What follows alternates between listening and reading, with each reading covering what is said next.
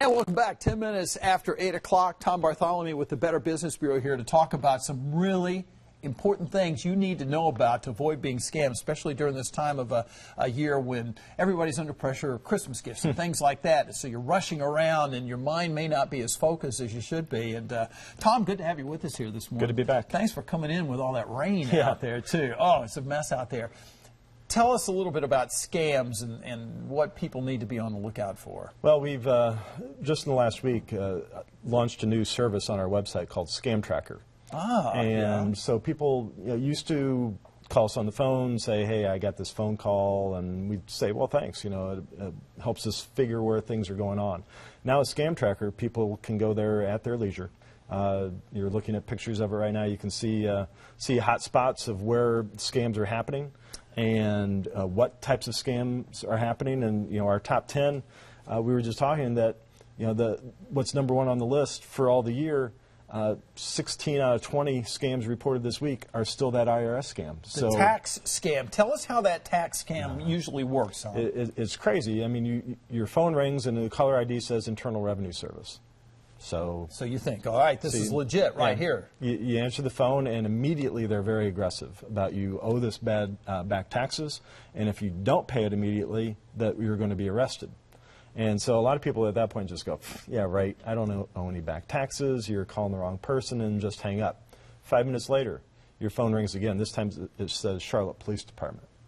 So you answer the phone this time, and there you go, Mr. Jones, we understand that the IRS just called you and you blew them off.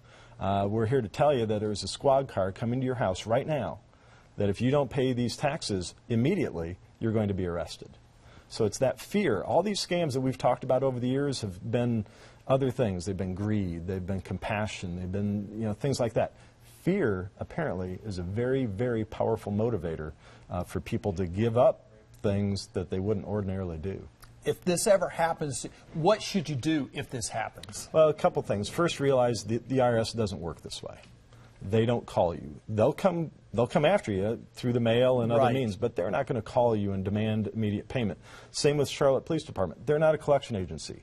They're not going to say, we're going to come and arrest you if you don't do this. Exactly. So knowing that, realizing that, arming yourself with that information, you can stand up to these guys. I mean, at the end of the day, they're business people.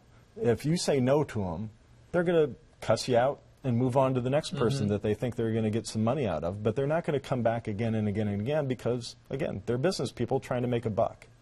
Is there any way to catch these low-life scum? Well, and that's what they are. I'm sorry. That's the thing. People who do this are low-life scum. Yeah.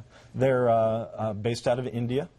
And we've been working with the Indian government on this, not very successfully so far.